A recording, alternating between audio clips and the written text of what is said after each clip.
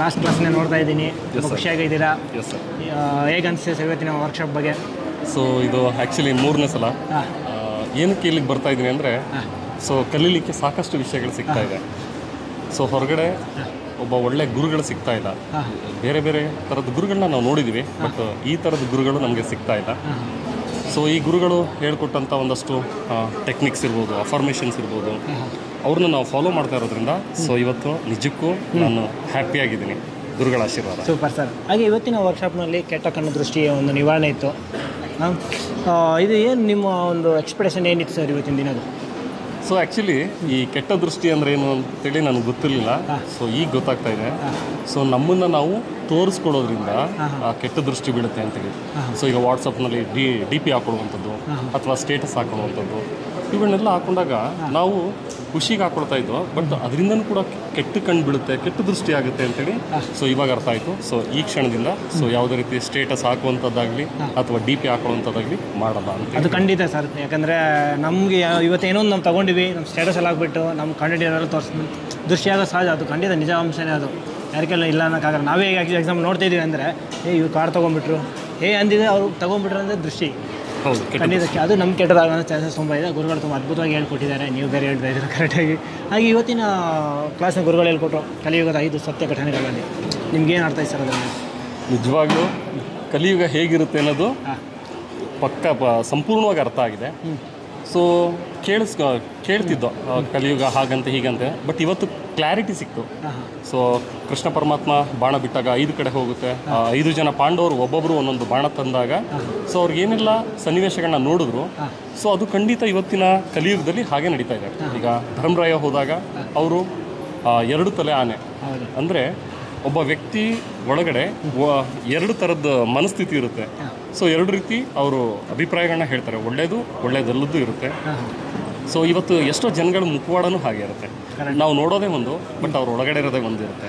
So ಅದು ಧರ್ಮರಾಯ ಹೋದಾಗ, ಮತ್ತು ಅರ್ಜುನ ನೋಡಿದಾಗ ಸೊ ಅವರು ಕೋಗಿಲೆ ಒಂದು ತುಂಬ ಇಂಪಾಗಿ ಆಡ್ತಾ ಇರುತ್ತೆ, ಬಟ್ ಅದು ಕೆಳಗಡೆ ಕಾಲಿನಲ್ಲಿ ಮೊಲವನ್ನು ಕಚ್ಚಿ ತಿಂತಾ ಇರುತ್ತೆ. ಇವತ್ತು ಎಷ್ಟೋ ಜನಗಳು ಹಾಗೇ ಇದ್ದಾರೆ, ಹೇಳೋದೊಂದು ಮಾಡೋದೊಂದು ಆ ರೀತಿಯಾಗಿರುತ್ತೆ. ಹಾಗೆ ಭೀಮ ಹೋದಾಗ ಸೊ ಬಾವಿಲಿ ಎಲ್ಲ ಕಡೆ ಪನ್ನೀರು ಇರುತ್ತೆ, ಸಿಹಿ ನೀರು ಇರುತ್ತೆ, ಬಟ್ ಎಲ್ಲೋ 1-2ರಲ್ಲಿ ನೀರೇ ಇರಲ್ಲ. ಅಂದರೆ ಇವತ್ತು ಎಲ್ಲರೂ ಶ್ರೀಮಂತರು ಇರ್ತಾರೆ, ಬಟ್ ಅಲ್ಲೇ ಪಕ್ಕದಲ್ಲೇ ಬಡವರಿದ್ರು ಕೂಡ ಅವರು ಶ್ರೀಮಂತರಾಗಲಿಕ್ಕೆ ಪ್ರಯತ್ನ ಪಡ್ತಾರೆ.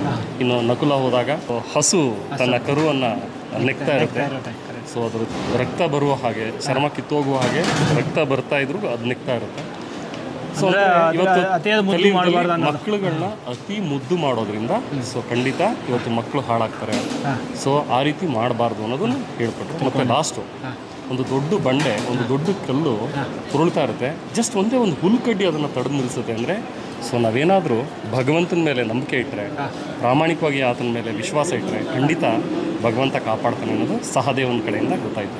ಇದು ಕಲಿಯುಗದ ಸ್ಟೋರಿ. ಸೊ ಒಳ್ಳೆ ಆ ಕ್ಲಾಸ್ನ ಅರ್ಥ ಮಾಡ್ಕೊಂಡಿದ್ದೀರಾ. ಹಾಗೆ ಈಗ ಕೊನೆಯದಾಗಿ ಈಗ ಬರೋತ್ತಿಗೆ ನಾವು ಒಂದು ಅಂತ್ಯ ಸಂಸ್ಕಾರ ಅಂತ ಒಂದು ಮಾಡಿದ RIP ಟ್ರಿಪ್ ಅಂತ ಒಂದಿತ್ತು. ಏನು ಫೀಲ್ ಅನಿಸ್ತದೆ ನಿಮಗೆ?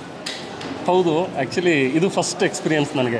ಏಕೆಂದರೆ ಇವತ್ತು ನಾನು ಹಿಂದೆ ಹೇಗಿದ್ದೆ ಅದಕ್ಕೆ ಇವತ್ತು ತಿಲಾಂಜಲಿ ಹಾಕ್ತಾ ಇದ್ದೀವಿ. ಸೊ ಇವತ್ತಿನಿಂದ ಈ ಕ್ಷಣದಿಂದ ನಾನು ಹೊಸ ಬದುಕನ್ನು ಕಾಣ್ತಾ ಇದ್ದೀನಿ, ಹೊಸ ಬದುಕನ್ನು ಕಟ್ಕೊಳ್ತಾ ಇದ್ದೀನಿ ಅಂತೇಳಿ ಫೀಲ್ ಆಯಿತು. ಸೊ ನನ್ನ ಹಳೆಯ ಎಲ್ಲ ಕಹಿ ಘಟನೆಗಳನ್ನ ಸಮಾಧಿ ಮಾಡಿದ್ದೀನಿ. ಸೊ ಇವತ್ತಿಂದ ನಾನು ಹೊಸ ಜನ್ಮ, ಇವತ್ತಿಂದ ನಂದು ಹೊಸ ಬರ್ತ್ಡೇ ಅಂತೇಳಿ ನನಗೆ ಫೀಲ್ ಆಗ್ತಾ ಇದೆ. ಸೂಪರ್ ಸರ್, ಒಂದು ಒಳ್ಳೆಯ ಅನುಭವ ನಿಮ್ಮ ಜೊತೆ. ಹಾಗೆ ಈಗ ಗುರುಗಳು ಬುಕ್ ರಿಲೀಸ್ ಮಾಡಿದ್ದಾರೆ, ಯಾವುದಾದ್ರು ನೀವೇ ಹೇಳಿ ಸ್ವಲ್ಪ. ಸೊ ಹಣದ ವಿಶ್ವ ರಹಸ್ಯ, ಶ್ರೀಮಂತರಾಗೋದು ಮಕ್ಕಳ ಆಟದಂತೆ. ಇದನ್ನು ಕೇಳಿದ್ರೆ ನಿಜವಾಗ್ಲೂ ಖುಷಿ ಆಗುತ್ತೆ. ಹೌದಾ, ಇಷ್ಟು ಈಸಿನಾ ಅಂತೇಳಿ. ಸೊ ಈ ಬುಕ್ಕನ್ನು ಖರೀದಿ ಮಾಡಿದ್ದೀನಿ, ಖಂಡಿತ ಇದನ್ನು ಓದ್ತೀನಿ. ಸೊ ಓದಿ ನನ್ನ ಕಡೆಯಿಂದ ಎಷ್ಟು ಸಾಧ್ಯ ಆಗುತ್ತೋ ಅಷ್ಟು ಜನಗಳಿಗೆ ಹೇಳಲಿಕ್ಕೆ ಪ್ರಯತ್ನ ಮಾಡ್ತೀನಿ. ಹಾಗೆ ಇನ್ನೊಂದು ಇದು ಇಂಗ್ಲೀಷ್ನಲ್ಲೂ ಕೂಡ ಇದೆ, becoming rich is just A child's play ಅಂತೇಳಿ. ಸೊ ತುಂಬ ಅದ್ಭುತವಾದ ಬುಕ್ಕು. ಹಾಗೆ ಇನ್ನೊಂದು ಹಣ ಮತ್ತು ಐಶ್ವರ್ಯದ ವಿಶ್ವ ಮಂತ್ರ ಮತ್ತು ತಂತ್ರ.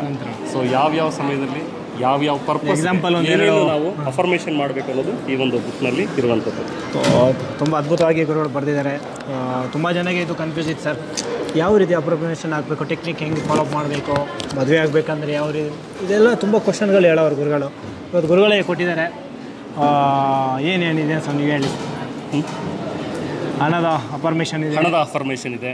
ಹಾಗೆ ಯಾರಿಗೆಲ್ಲ ಜಮೀನು ಖರೀದಿ ಮಾಡಬೇಕು ಅನ್ನೋ ಆಸಕ್ತಿ ಇರುತ್ತೆ ಅವ್ರಿಗೂ ಕೂಡ ಒಂದು ಅಫರ್ಮೇಷನ್ ಇದೆ. ಮನೆ ಕಟ್ಟಲಿಕ್ಕೆ ಆಸಕ್ತಿ ಇರುತ್ತೆ ಬಟ್ ಮನೆ ಕಟ್ಟಲಿಕ್ಕೆ ಆಗ್ತಾ ಇರಲ್ಲ ಅವ್ರಿಗೂ ಕೂಡ, ಮನೆ ಕಟ್ಟೋರ್ಗೂ ಕೂಡ ಅಫರ್ಮೇಷನ್ ಇದೆ. ಸೈಟ್ ತೊಗೊಳ್ಳಿಕ್ಕೆ ಅದಕ್ಕೂ ಕೂಡ ಅಫರ್ಮೇಷನ್ ಇದೆ. ಹಾಗೆ ವ್ಯಾಪಾರದಲ್ಲಿ ನೀವೇನೋ ಒಂದು ಬಿಸ್ನೆಸ್ ಮಾಡ್ತಾ ಇರ್ತೀರ, ನೀವು ಅಂದ್ಕೊಂಡಷ್ಟು ಲಾಭ ಬರ್ತಾ ಇರಲ್ಲ, ಅದಕ್ಕೆ ಯಾವ ರೀತಿಯ ಅಫರ್ಮೇಷನ್ ಮಾಡಬೇಕು ಅದು ಕೂಡ ಈ ಒಂದು ಬುಕ್ನಲ್ಲಿ ಸಿಗುತ್ತೆ. ನಿಮಗೆಲ್ಲ A to Z, so A to Z ನಿಮಗೆ ಸಿಗುತ್ತೆ. ಎಲ್ಲ ಅನುಕೂಲವಾಗಿ ಬುಕ್ ಮಾಡಿದ್ದಾರೆ. ತುಂಬ ಒಂದು ಅನುಭವದ ಮಾತು ನಮ್ಮ ಜೊತೆ. ಥ್ಯಾಂಕ್ ಯು ನಿಮಗೆ. ನೋಡೋಣ, ಇನ್ನೂ ಕ್ಲಾಸ್ ಮುಗಿದಿಲ್ಲ, ಇನ್ನು ಕಲಿಯೋ ತುಂಬ ಇದೆ, ಕಲಿಯೋಣ ಸರ್. ಒಳ್ಳೆಯದಾಗಲಿ. Thank you sir. Thank you so much. Thank you so much.